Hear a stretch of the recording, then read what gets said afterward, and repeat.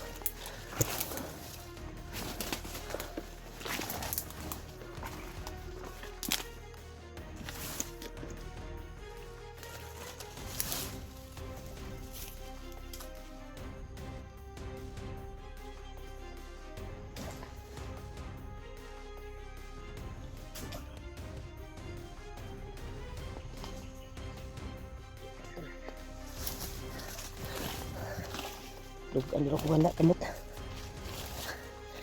Pasti mo dyan. Benta mo. YouTube sa kumakaya. Dito na nagaling yung sigaw ng bata to. Iyak ng bata yun. Rinig ko talaga. Kuha na siguro to. Pagka nandito si Janry.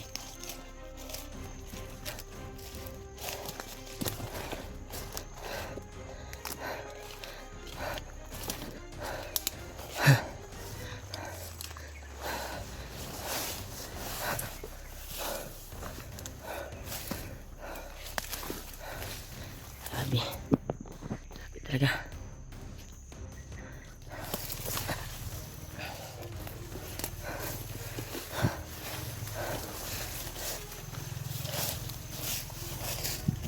Hindi patawan ko dito. Tataas yung mga nandito. Tataas yung mga kahoy. Sure ko naman yung sniper dito naka-abang sa atin. Malakas yung kutob-kutob. Pilitin ko mahanap yung bayaw ko. Sumunod daw, sabi ng ate ko talaga. Tumawag talaga sa akin at nakisuyo. Sakali daw makakita ko yung bayaw ko dito. Kasi sumunod paghanapin si Noah. Pero pipilitin ko pasukin na itong area na ito tol. Papasukin ko to dahil nakarinig tayo ng iyak ng bata. Baka sakaling nandito si Janry dahil pinagtagpo na po sila sa kanyang anak at anak ni Dave. Kasalukuyan ay hawak siya ni Juan rin ngayon, Commander Arnel, yung taong nakatiras dati sa bahay ng magulang ko. At hinahanapan namin ng pamasahe upang makauwi. Ngayon ay naging commander na. Iwan ko ba kung magkaharap kami, makakilala pa siguro yun sa akin. Binsihin natin at kung hindi makumbinsi, tatamaan natin ng matinding orasyon. Magkasakaling makuha natin, matagpuan.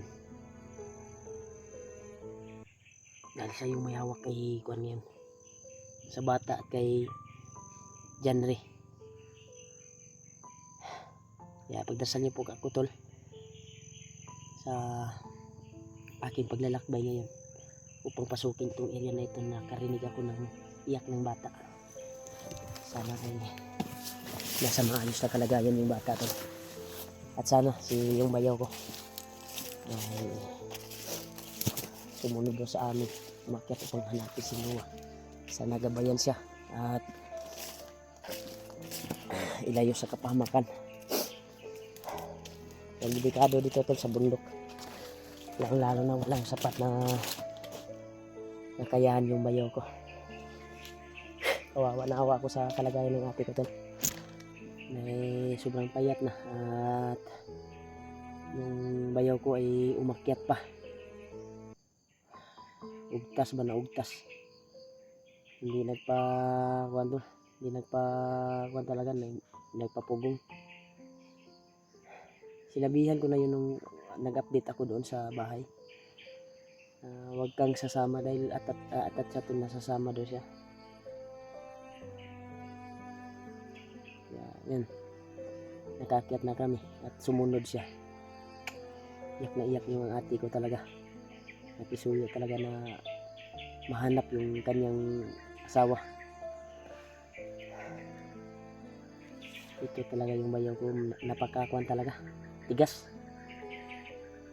Maliit pa yung kuan ko, baka anong mangyari sa kanya ba? Simba ko. Maliit pa yung mga kuan ko. Ang kwento talaga ni ate, pagkatapos niya doon nag-abono sa basakan. Ay pagkakuan, wala na yung kuan niya, yung bag.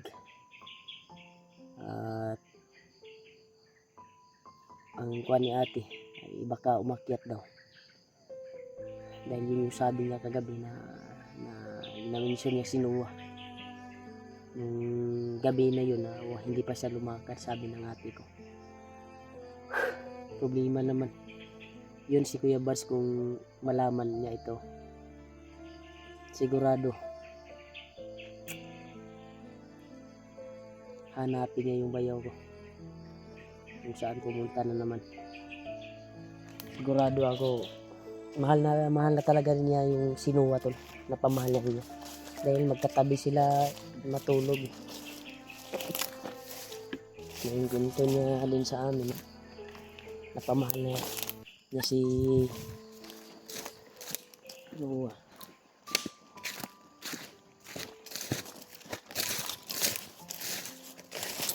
Umakyat siguro, nakita yung video. Kuhan kami ni Lolo Ambo sa pag-akyat namin. Balitaan niya na nahuli si Noah. Kailangan nakita agad.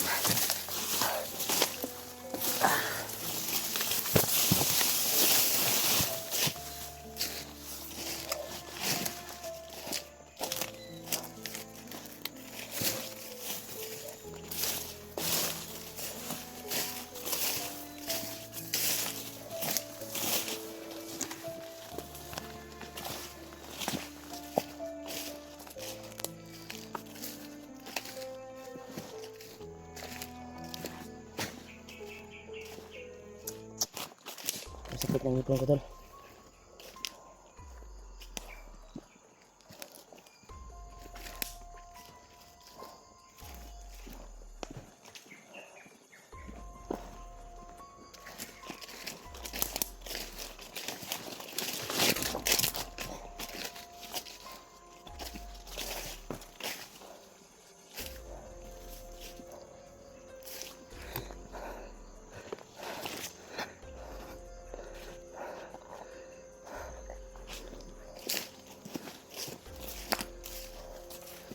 Sabi nawala yung kuwan to,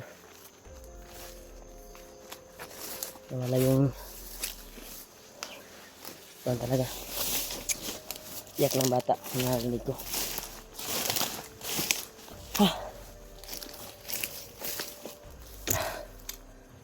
Sakit sa mata eh.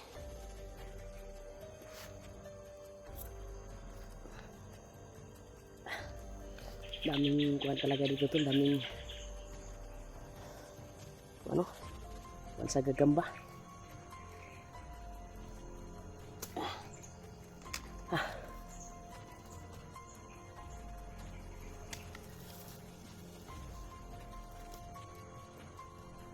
Kasi matapat tayo dito to. Iba yung pakiramdam ko dito. Parang gimino ko tol ba, gilamat siguro ko ani. Kasi yung iyak ng bata talaga yung narinig ko. Pinuntahan ko naman, wala yung iyak ng bata. Pero pipilitin kong masundan ito tol. Dahil habang papalapit din ako, papasok ako, palayo din yung bata. Parang Mino yung nangyari sa akin. Lamat ba? Nilamat ako.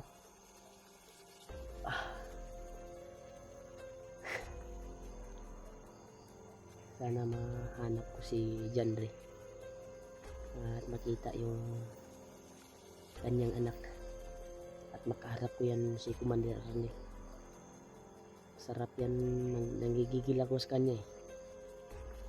Ang mas maganda niyan kapag mahuli ay hindi na ayusin yung kanyang hypnotize, patay na. Wala nang awa-awa. Grabe yung sakripisyo yung bata talaga. Naawa ako sa kalagayan, dinamay niya. Buti na lang si Bagnot ngayon eh, may lakad siguro or ano, dahil hindi nakapunta kaagad. Busy si Bagnot sa iyang negosyo siguro. May malaking kuwan siguro sinagawa si Bagnot. Kaya nag-iwan siya talaga dito sa area na ito na maraming mga commander. Kung sino-sino na lang yung commander na ginawa niya upang mamuno sa grupo habang wala siya. Kaya daming commander tol na gustong huli sa akin at malaging pabuya ang matanggap nila dahil sa bandana ko. Isa din ito sa kuwan ni Bagnot upang makuan yung ritual na katagal niya inaasam-asam, ritual na makapagbago sa kanyang sarili o baka maging inosenteng kuan na siguro siya, mag-iba na siguro yung mukha niya. Yun yung kuan niya eh, target nila eh, na makuha ang bandana ko at yung punyal ni Kuya Bads. Isa din yan sa narinig ko sa mga bago ako muntik na kuha nila huli. Yung karang araw ay kailangan daw makuha talaga at matudas yung may dalang bandana. Ako tol, muntik na ako eh. Yung panahon na yun na nahuli ako ng 4 na commander, pero yung dalawa gawa ko pa natudas dahil sa bigay ni Luambo na panibagong lakas sa katawan bago kami umakyat ay gumana. Pinatawag ko talaga yung 2 commander. Yung naiwan lang yung may hawak dati kay Kwantol, yung nabihag si Marvin, yun yung kwan. Ni-counter ko din yun eh. Iba yung lakas niya tol. May kakaibang lakas din siya. Na kapantay siya ni Kwan. Ang aura niya parang si Kwan ba, kapantay ni Butakal. Pero hindi ko pa yan nakaharap si Kwan tol, Commander Arnel. Dapat na magkita o ano ludo pag naido nag-orasyon na tabangan ba, hindi na wala nang awawa, hindi na tanggalin yung hypnotize, patay na. Kasi kapag maawa ka pa ikaw yung maaalao talaga at ikaw yung madisgrasya, yung mga kasamahan mo madamay pa. Pero yung punterian talaga natin ngayon, maligtas si Janre. At isa din sa hanapin natin dahil nakisuyo yung ate ko. Hanapin yung bayaw ko dahil umakyat. Sumunod upang hanapin si Noah. Napamahal na natin niya si Noah talaga. Pero hanga din ako sa kuhan talaga to, sa kabaitan na bata na yun si Noah. Dahil palaging tumutulong sa gawaing bahay doon sa magulang ko, lalo lang sa farm sa Basakan na maintain ng papa ko.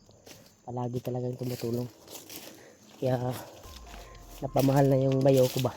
Kaya nalaman niya na ano, kaya tapos sinabi ng amo na hawak na sinuwa sa bandido at kailangan mahanap agad.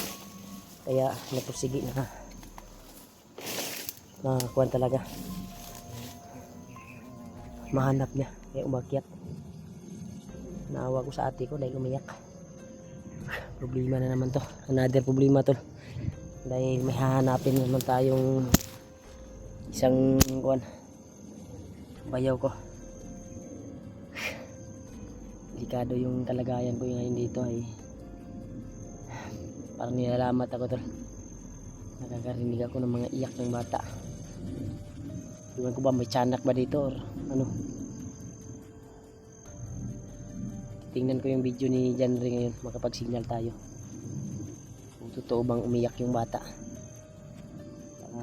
Malapit lang sila sa area ko.